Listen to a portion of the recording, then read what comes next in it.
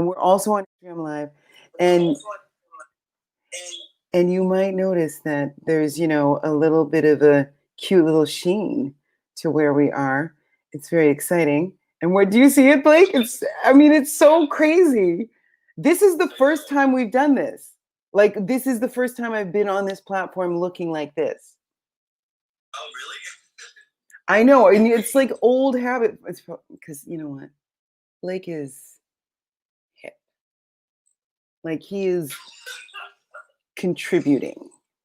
He's, he understands how important it is, to have, a life in addition to being an absolute genius on the violin. Like, it almost makes you sick, like a little bit, throw up in your mouth a bit, because he's so talented. And then we were talking, for those of you on Facebook who didn't hear the beginning of the conversation, we were definitely up in his gram feed. Because I was like, it was not but 2 posts ago, dear lovely Mr. Pouliot, who has parents, by the way. I do have parents. Yes. With good genes. And that's all I'll say about it. That's all I'll say about it. Yes.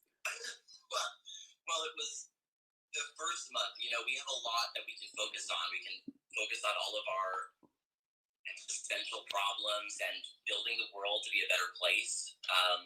But for that first month, we didn't feel that way.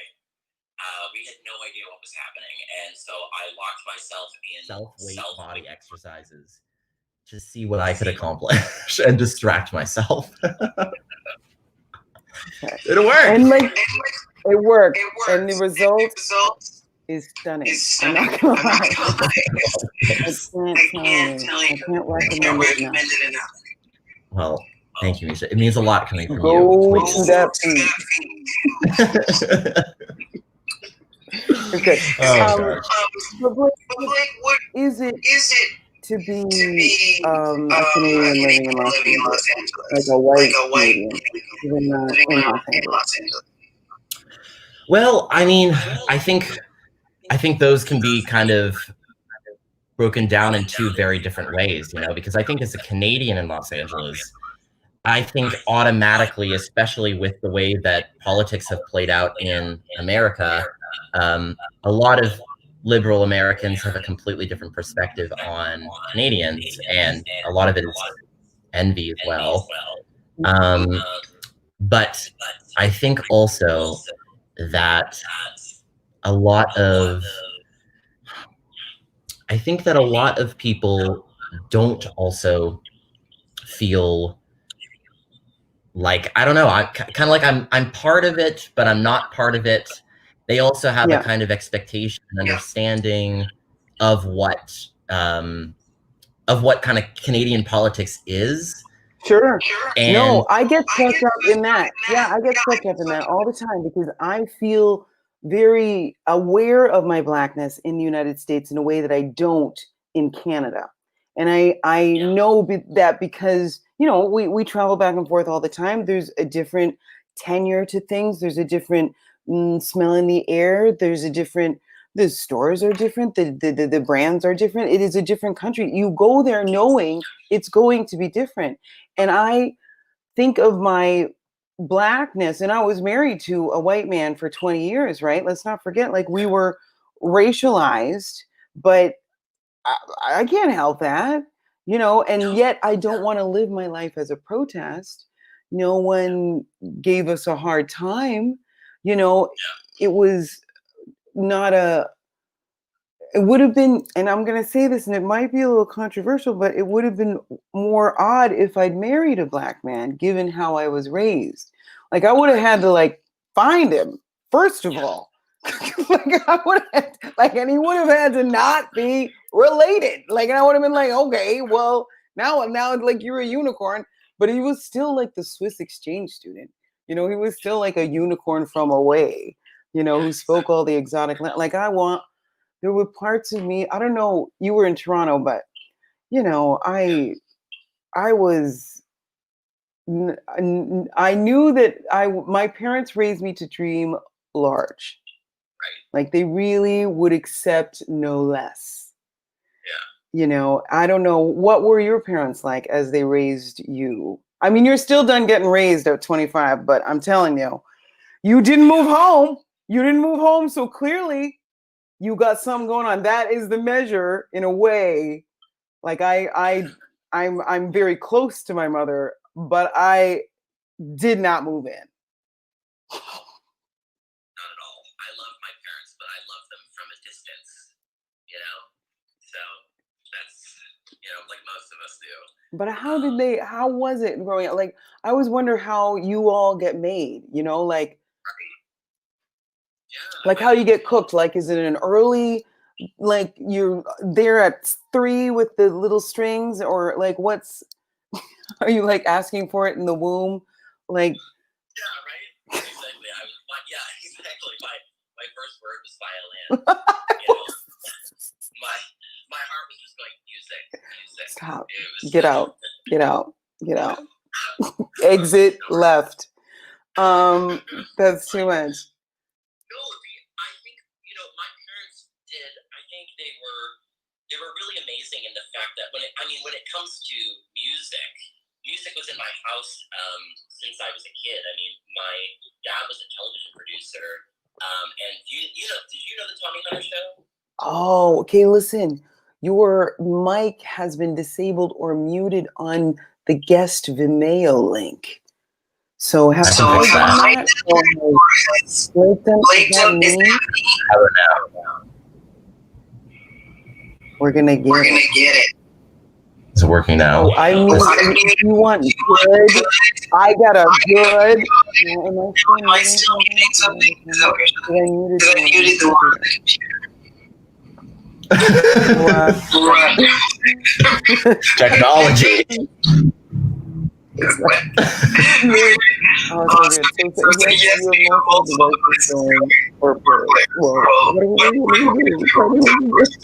Yes, please tell me what to do as well.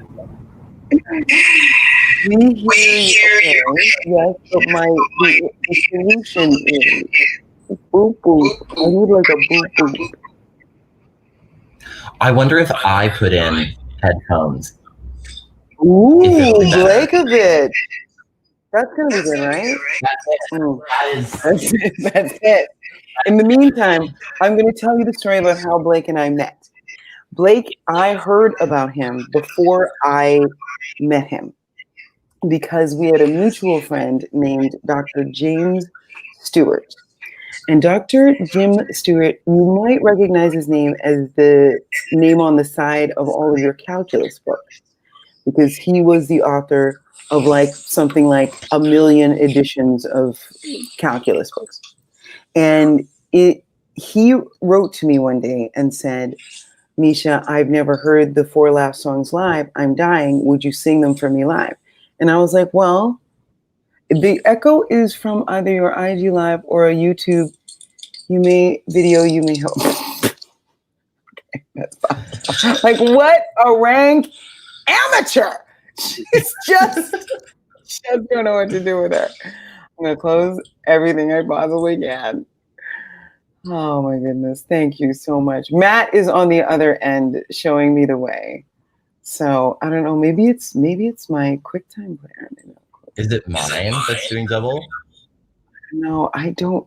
See, listen, none of us are qualified, okay? None of us are supposed to be doing this. You know what? Yes. We are supposed to be doing other things, okay? So I know.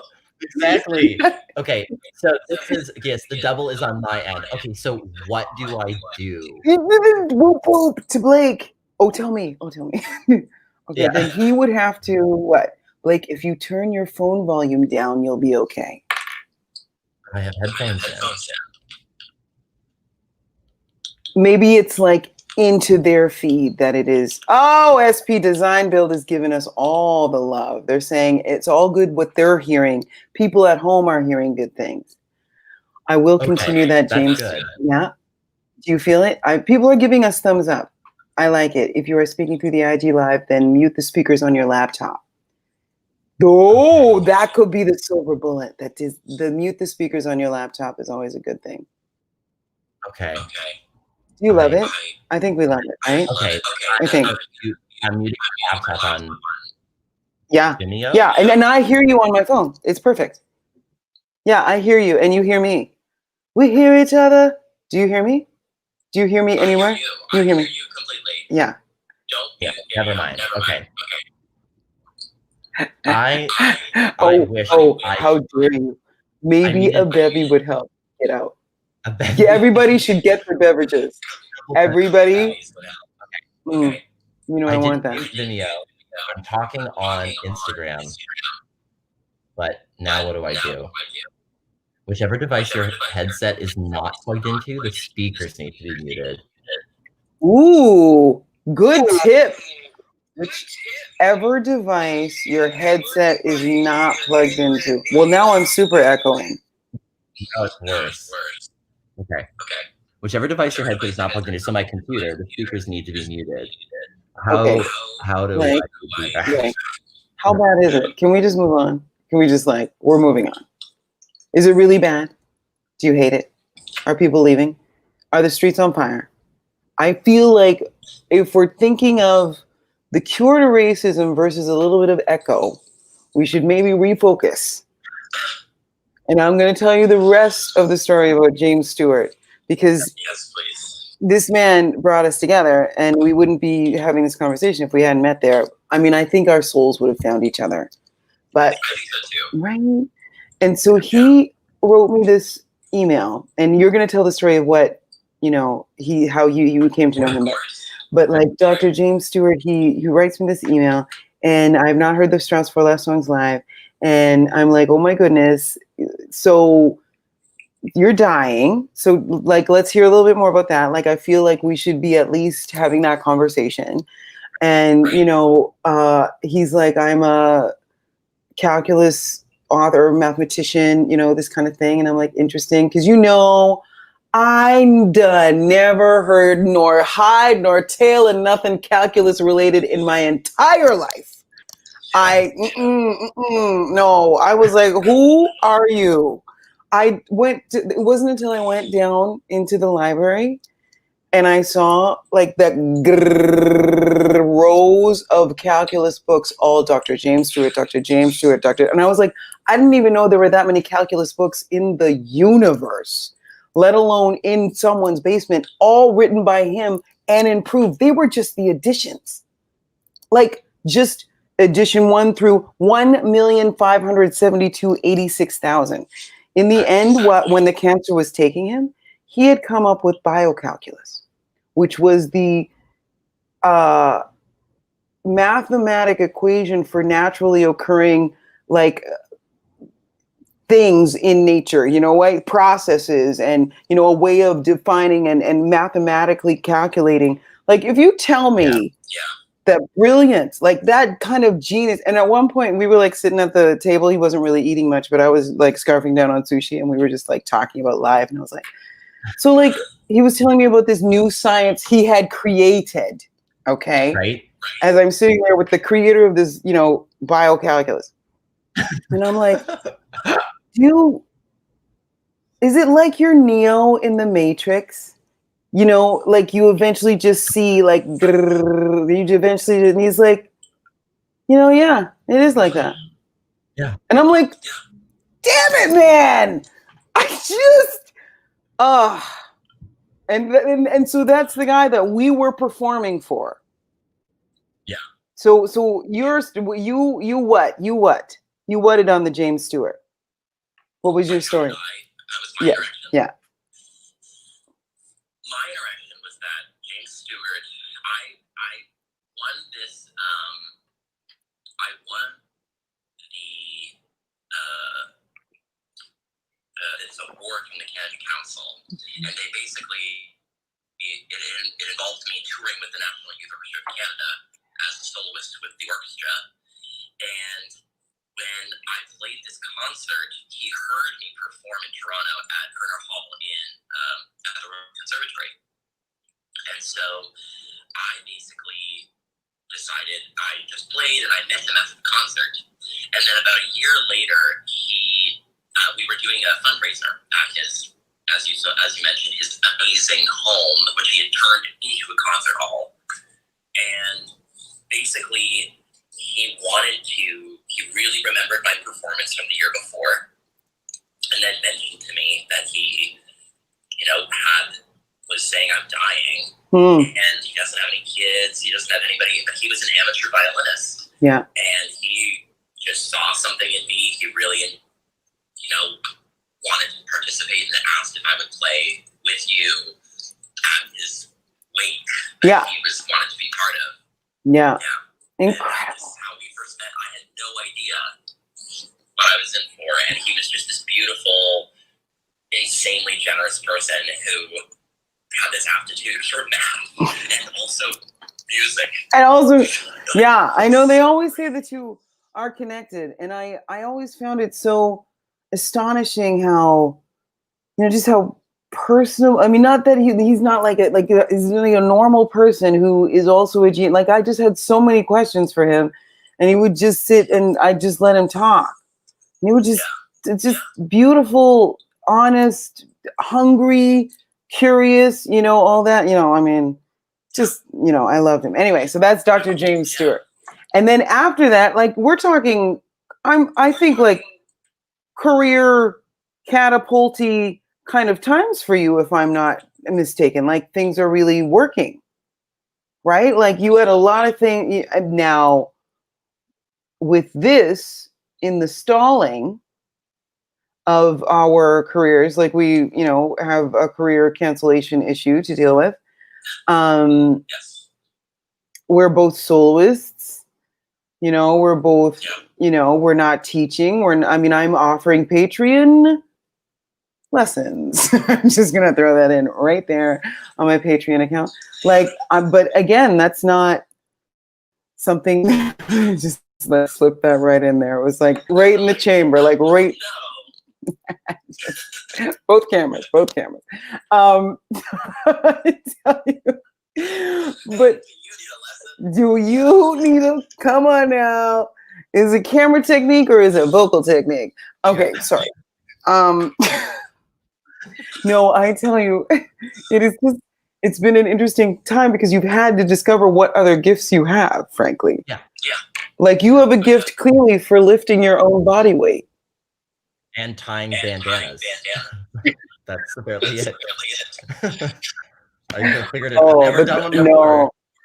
No, like that Paganini, I watched it.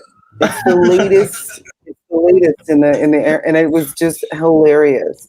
What are you doing in this space? Like, how are you feeling in this space? I'd love to know, if you feel, frankly, my question, and this is the question that I want to ask, like, the white guy in LA.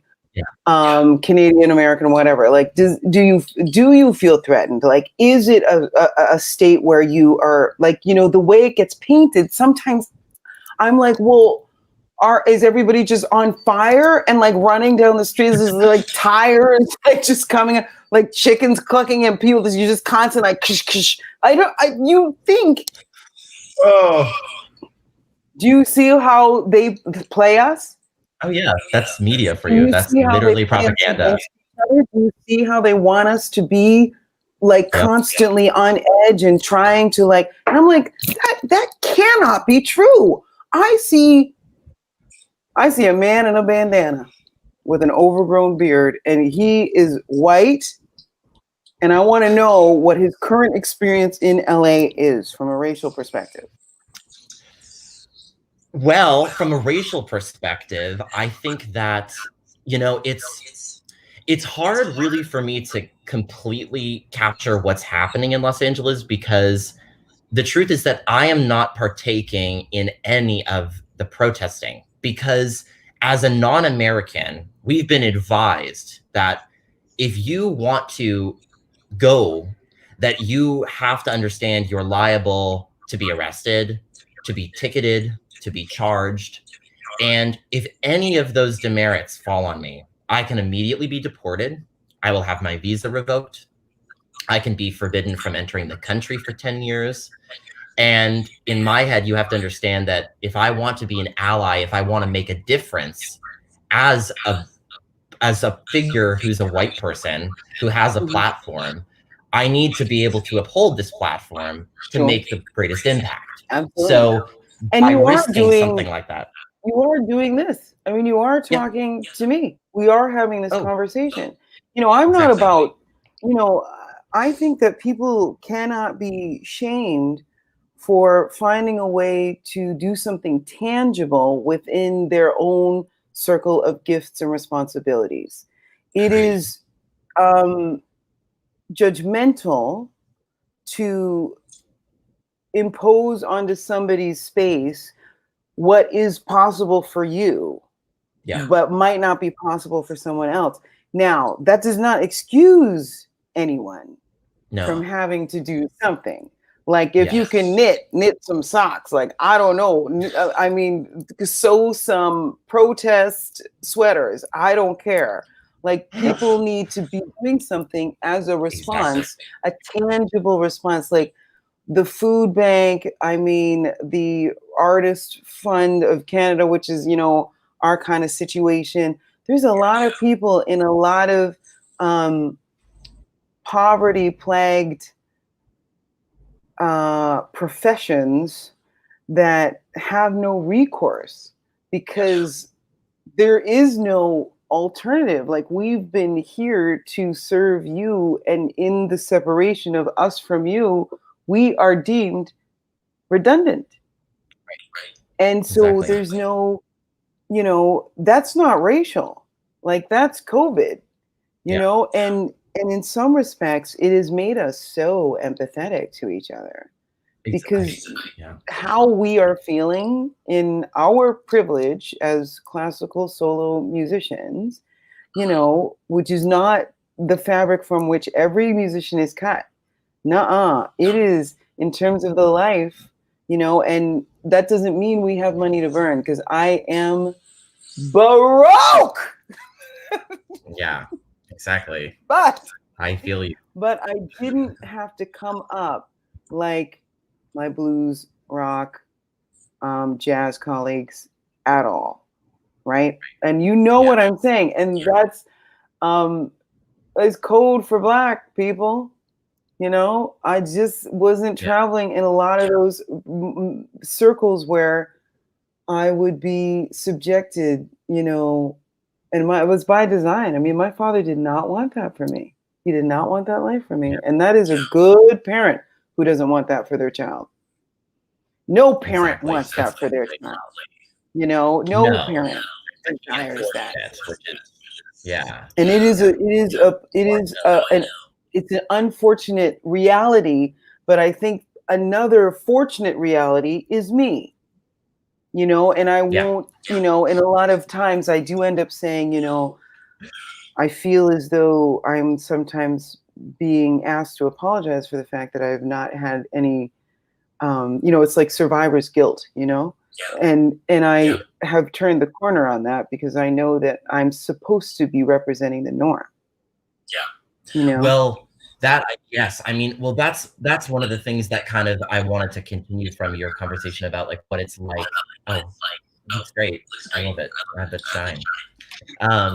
That was one of the things that I was saying as a white person, as here in Los Angeles, is that one of the things that I think some people can lose sight of is that, like I was saying, like, I'm not part of the protest. And so what am I doing instead to make a difference and to play my part? And what I've been doing is, obviously, I don't have, sorry, just pause for a second.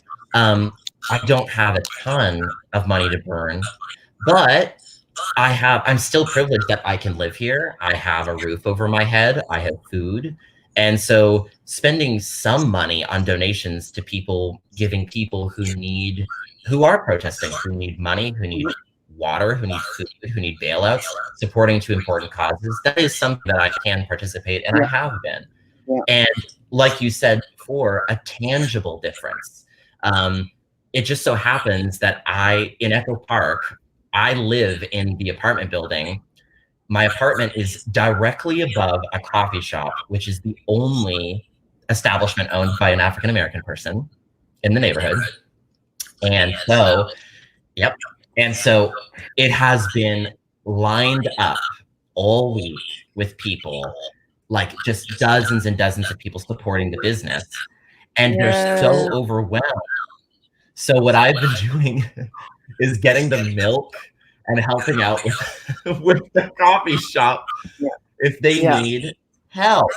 Because that's the thing that I can do. They only have 2 people working there, and they're completely overwhelmed with support, which is amazing. But that is something that I am capable of doing. I'm able of being a physical person and helping out and sending money and being part of the change.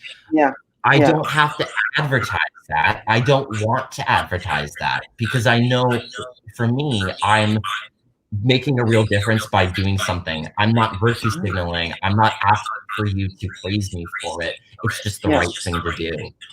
Well, and I think it's important to say when you're really behind something, because what's the coffee shop called? Vanilla Black.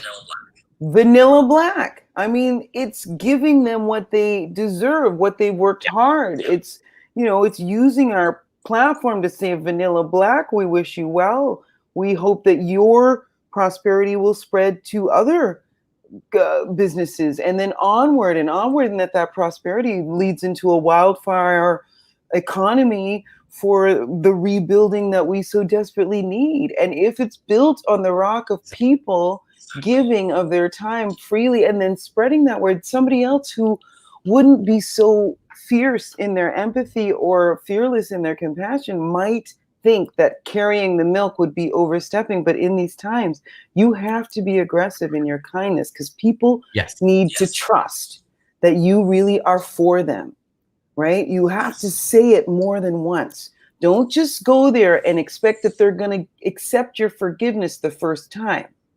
You're going to have to go back. You're going to have to ask over and over again, because you're accepting this from you.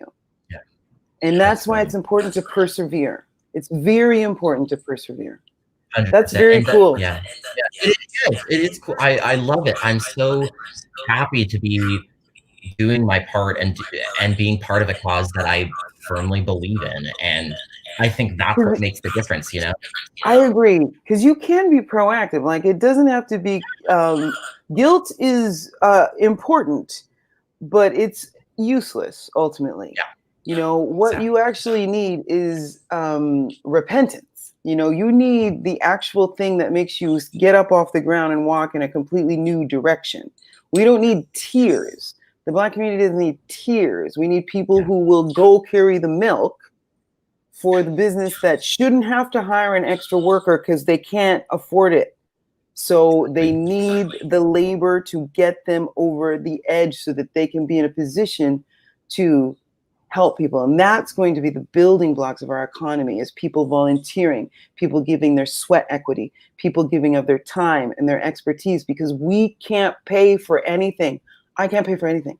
I cannot.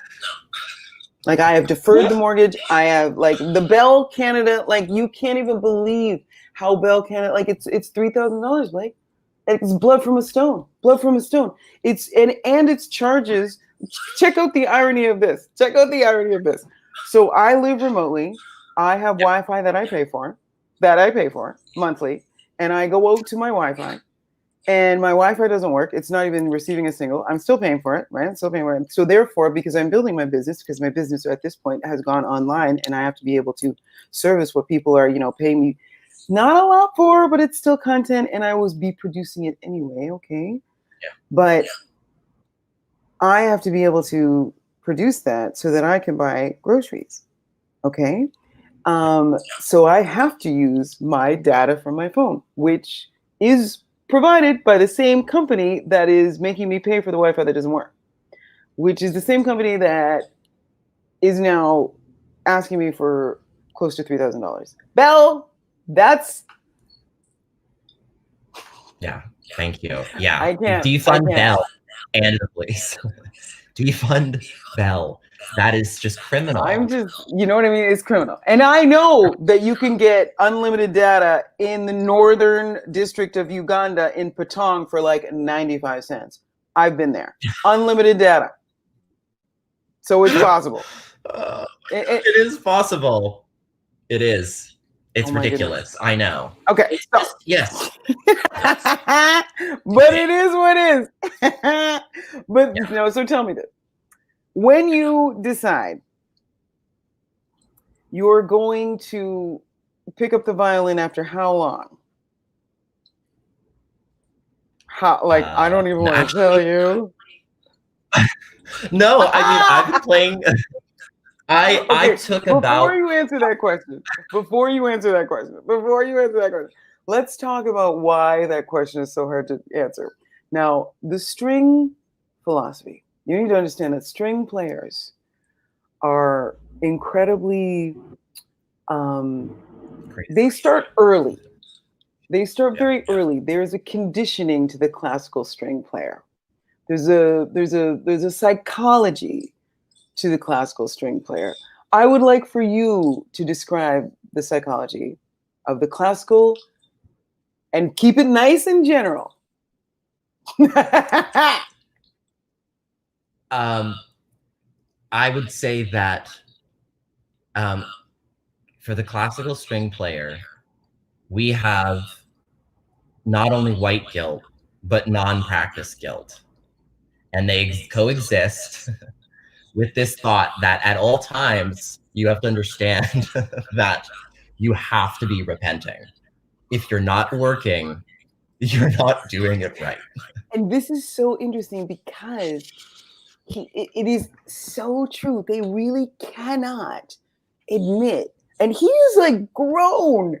And it's like they are always wanting each other to believe that they never stop practicing, which of course is like physiologically impossible. And yet they're required just the pressure and the perfection and it is a very, very difficult instrument. Okay. It's a very difficult. So the fact that it's in addition to being difficult, and people should just be thrilled that it's even still getting played. And I think it is the blood that goes into it. I think it's the blood that keeps people coming back. Yeah. But I told people last night that I was going to ask you to name 3 black violinists. Like, just, do you know what I mean? And I was like, on tour. Now, I did not actually email you those questions or text them to you. But when we do our when we do our story after, we will have had this discussion. We will have talked about it, and we will have come up with some names because people need to help us. There is a real gap in our knowledge when it comes to soloists, instrumental soloists. I'm talking to you, Stuart Goodyear, of color, on tour. Like, I'm talking on tour. You hear me, Blake Pouliot? Thank you. Right? Getting in the mix, right? Actual instrumentalists that when you walk out, you're like, all right now, because it would be shocking, right? And we have to ask ourselves about that. You know, where does that come from, do you think? Because I don't think it's like straight up racism. I think it's like socializing. I think it's, I think it's a lot of factors. I think at a certain point, Black people either get blocked or they get told not to try. And I think the combination of the two is, essentially what you get. And of course, you're going to have more people of color in a community that contains more people of color. Like, of course, the Detroit Symphony has more Black people in it than, say, the Montreal Symphony. Well, no, actually, the Montreal Symphony, but the Winnipeg Symphony, okay? I'm not going to the Reykjavik Symphony thinking I'm going to find a bunch of brothers and sisters up in there. Like, don't tell me that, in Moscow, it's going to be like half Black violins. Like, that would be shocking no matter where you went.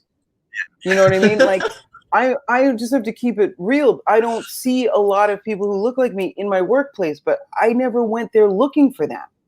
I didn't go there for that. Like, exactly. I went there because I was called and I had a gift and I was, developed by parents who believed that it was up to them to uncover and develop the gifts of their kids. And that's the road we traveled. Right.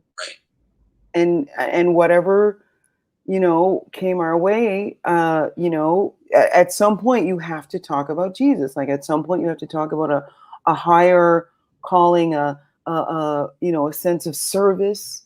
Really, I don't want to be serving with somebody else's gifts. I want to serve with my gifts, and you were discovering these gifts in the pandemic.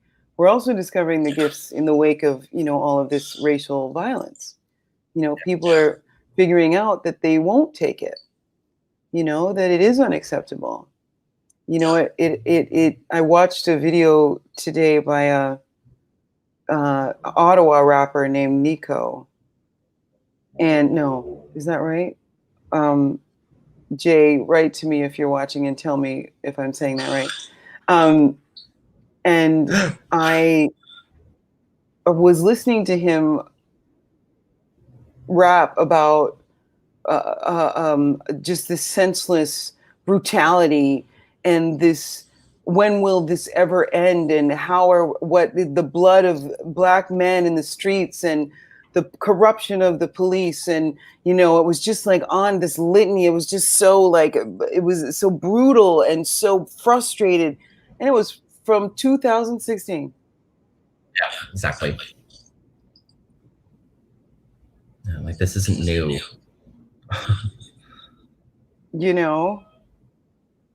Who has been made to stay that mad for that long? Name another people, like, you know what I mean? Of course there are people groups, but in North America, I mean, I of course am here in the space of our, Indigenous brothers and sisters. We have Jeremy Dutcher coming on Wednesday. Oh, Jeremy! Yeah. Great. He's gonna be here. And it's really exciting to have him be with us. But it's like he'll speak to, he will be racism in Canada. It's so, and I'm super excited because, I also can relate to him as a classical musician. I can relate to him as somebody who, this is our language. It's why I want to speak to Canadians throughout these 7 talks. Like people who have, of course, a love affair with America. I love the United States. Yeah. I love how good it has been to me in my profession. I love the musicians. I love how good the schools are, and how loud the voices are, and how competitive the people are, and how robust, Like I love the bravura and bravado and what it does to their music making, and how they conduct, and how they program. I love making music in the United States. I think it's my first master class was at the Staines Institute at Ravinia, just outside Chicago, at Northwestern. Yeah. I mean, where did you go to school? When was your first kind of big, how did you end up in LA? Why LA? Right? I came to make it in Hollywood. No, I went to the Colburn School, which is a conservatory in downtown right Los there Angeles. next to right there next to Walt Disney, right? Yeah. Okay. Yeah. So I went to school here fresh out of high school, 18 years old, moved to LA. And then, funny enough, I was actually supposed to move to New York on May 1st, and plans obviously changed. So. Okay, clearly God wants you in Los Angeles. What was that? Yes, Blake is to stay in Los Angeles. Yes. Whether you're developing an he awareness. wanted me to have a different aesthetic, which I probably wouldn't have in New York. Okay, would we be shaving? We'd be shaving in New York, is what you're saying. Exactly. Well, yeah, I'm parting the red beard as opposed to the red sea. Oh my goodness! You better stop. Get out. But what is your first gig back? Like what do they say? What do they tell you is going to be your first gig back? Well, I mean, my first The only thing that my next thing hasn't been canceled yet is in Reno in October, in Reno, Nevada. October. You know, Okay. yeah, but but everything up until then has all been canceled. So Okay. you have a much longer beard then. You have a much longer beard. Well, what do you want to do between now and then? I mean, honestly, one of the best things I think about this time, which is one of the things I'm so happy about with this protesting and this entire phenomena that's happening within this kind of renaissance with people, is that I love the fact that, you know, there's always kind of been this thing about, you know, there's a race problem in America and the world, but you know what, like, oh, there's no time. It's kind of the same with, I'm sure you understand too, in classical music. We're constantly thinking in the future. We're constantly thinking, what's my, oh, I have to learn this piece, or, you know, I should revisit this piece because I'm playing it and singing it in 9 months. You know what I mean? Like, so the present is a very hard thing to exist in because we're always thinking about the future. And I think when it comes to the incredible racial inequality that happens in the Western world, we've always had that same thought, which is like, you know what, like, oh, I have to, like, this is a problem, we have to fix it, but we have to do this first. Or like, oh, let's do this and then we'll come back, because it is always lines. And what's so amazing about this is it's finally a point where a vast majority of us don't have anything else to look at. So this is in our face, and we go, this has been there, look at it. Finally face it. And so I think for me, one of the best things is that, you know, I do, and myself, I do like to get involved with politics and read about issues and fixing things and trying to educate people, especially as a Canadian in America, where I feel constantly on the periphery of political views and feelings. And I'm How able long to have you lived there? 9 years. Okay. Yeah. Since you were 16? 18. 18? I'm just saying, I don't know. I'm going on 9 years, because I'm 26, I'm turning 27. Oh, happy birthday. When? We're fine. Okay. And we'll do the other stats later, I'm sure. I'm sure our readers are very intrigued.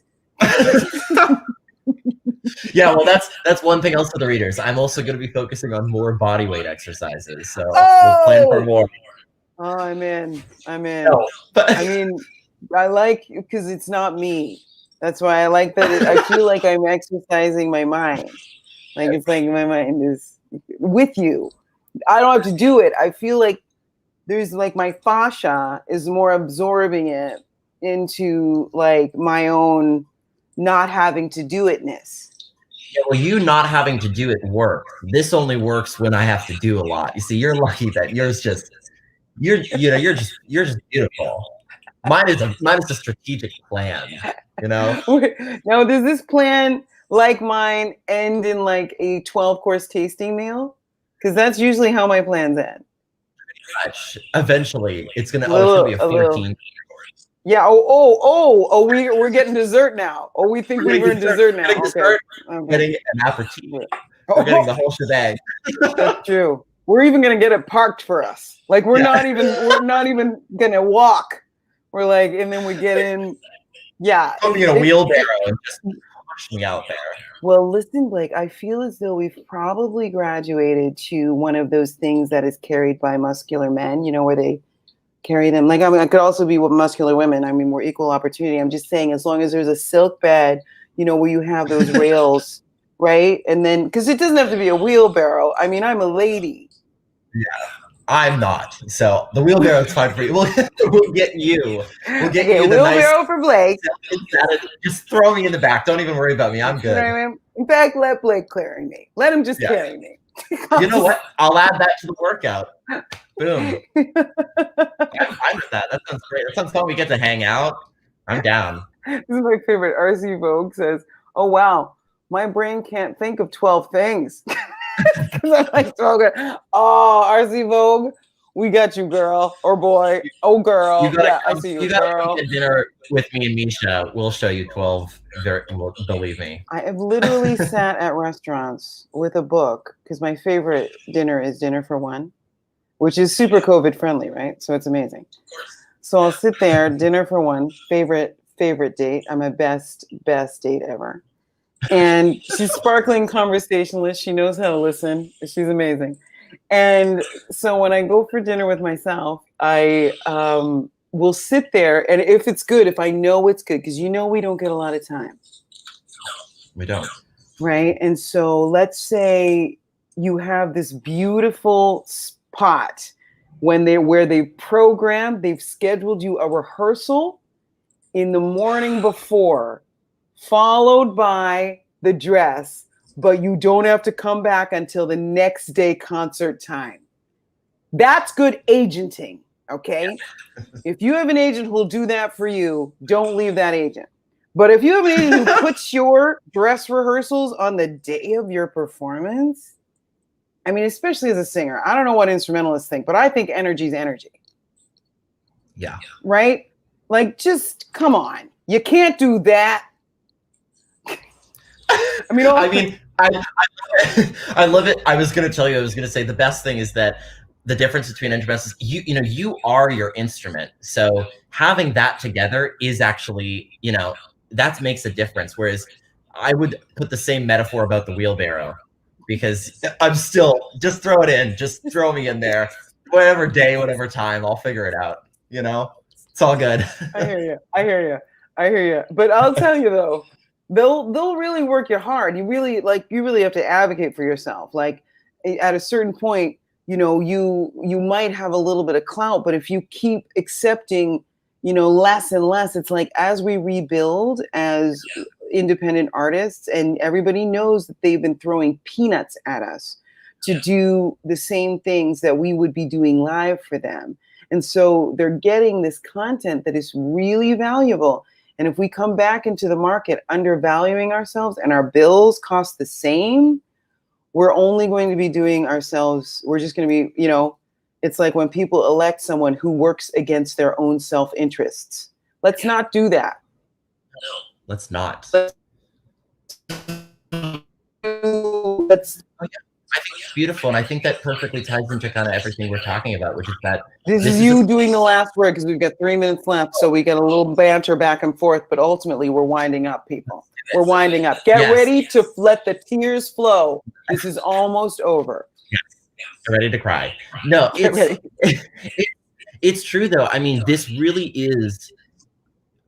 It's an incredible, both in the right sense and in the pejorative sense, that this is kind of an unbelievable thing that's happened to all of us, and grown our careers and our livelihood and our artistry in so many directions. But it's also a beautiful beginning, because like you said, if we don't have to go back into the ring, we go fight for ourselves and say, you can't offer us peanuts, we have to have this. But it also means that we can go in with these perspectives of like, why am I not seeing more people of color?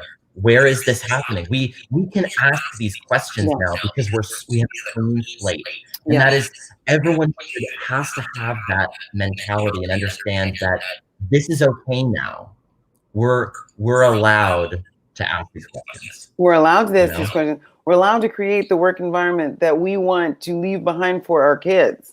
We're allowed to be upset when bad things happen and demand that they not happen again, because we cannot be leaving all of this insanity, problems that we could have solved, behind for people who are currently watching. Like I have a 5-year-old and a 7-year-old, and I know that they're going to be like, Mama, I am leaving everything behind. I am not leaving anything here. You can't take it with you. Give it all away. Whatever you have, it will come to you in return if you give it away in love. And I think that now more than ever, is people are going to be so poor. Artists are going to be so poor. We're going to take like I was looking up to see the bottom, Blake, and then COVID came. And I'll tell you, I'm not defined by my bank account. I am still producing. I am still productive. I am still happy. My joy was not in how much money I was making. Some of my joy was in standing with the orchestra. Yeah. Me too. I do miss that, but we will be back. We will be back. You know? Will be back. And so I hope that you'll come back tomorrow, because I want to be able to announce who the guest is, but I really don't want to announce it and have it not be the one. And yet I have every faith to believe that it will be. But Blake, you have been amazing. And after that on Wednesday, it's Jeremy Dutcher. Okay. He's amazing. He is amazing. And he's inflammatory. I wonder if he'll wear a cape. I'm not sure, but it's going to be fantastic. He might. And then we have the food bank fundraiser. And after that, there's going to be new music. Check out Blake's Instagram feed. God bless you. I love you.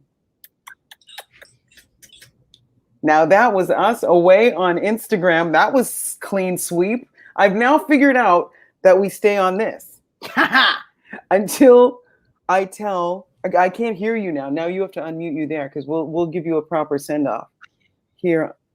Yeah, I know you have to. What does he have to do there, Matt? So that I can hear Blake. Wait. It's that, isn't it? Unmute his computer. I've unmuted my computer.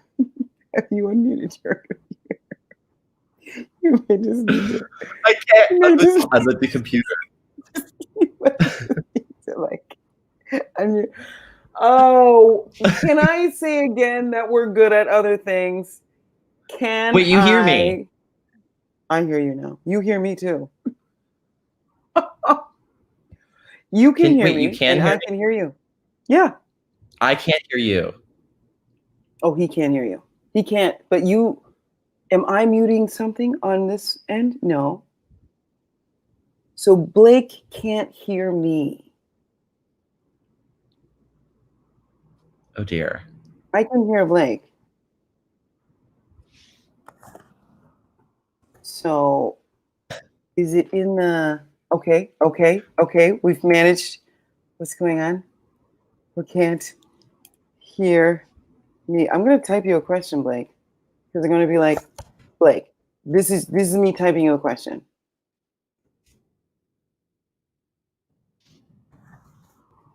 This is Measha. Here is your final question. He sees me, but he can't yet. What? Okay, now it's working. Oh, okay. You can hear me now? Now I can hear you. Yes. I mean, I did finally ask the question. What have I been cooking? A new look. Oh my goodness, thank you so much. You bless me. We'll talk soon. Yes, please. And thank you so much for this time, eh? And thanks to everybody who tuned in. We'll be back, we'll continue to get better and better. Like, this new format is the bee's knees. I'm so excited. Thank you so much. Lena Baudin and Matt, sweet Matt, whose name I want to look up. Type it in the situation. Matt, we've shared so much, Matt. Who, me? He's in the chat going, who, me? But I gotta tell you, they are Nord-Est, this platform, and they really put it together for me. Just I screamed for help and they answered, and I'm just so grateful. And to all the people that I mentioned in the Instagram post advertising Blake, Guillermo Subauste and Lori Artinian and all the people, Jay Vernon, and I got to tell you, these people who helped me with the technical stuff, who just come alongside me. I can't even tell you, Blake, I mean, it's a whole new day. Yeah, absolutely. Yeah. Thank you for having me on there. Being here. Do it. You're welcome. Thank you. Okay. Everyone rock out. Be good to each other.